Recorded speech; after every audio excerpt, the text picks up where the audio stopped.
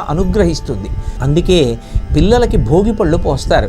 చిన్నపిల్లలు జీవితంలో వృద్ధిలోకి వచ్చి ముందర ఎన్నో సుఖాలు అనుభవించవలసిన వాళ్ళు, కానీ జాతకరీత్యా గ్రహముల యొక్క సంచారం చేత వాళ్ళు అలా భోగం అనుభవించకుండా ప్రతిబంధక రూపంగా వాళ్ళు గతంలో చేసుకున్నటువంటి పాపములు అడ్డొచ్చి బాధ పెట్టకుండా ఉండడం కోసమని భోగం అనుభవించడానికి ప్రతిబంధకమైనటువంటి పాపరూపమైన పీడ తొలగిపోవడానికి ఏ విధమైన మంత్రము అవసరం లేకుండా చెరుకు ముక్కలు, చిల్లర నాణేలు, అలాగే రేగుపళ్ళు కలిపి కొద్ది బియ్యంతో పిల్లల యొక్క తలమించి కిందకి విడిచిపెట్టి పెద్దలందరూ కూడా ఆశీర్వచనం చేస్తారు.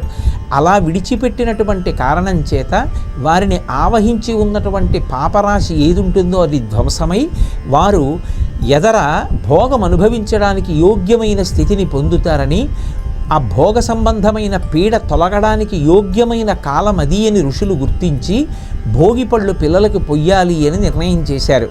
ఇన్ని కారణముల చేత ఆ పండగకి భోగి పండగ అని పేరు వచ్చింది.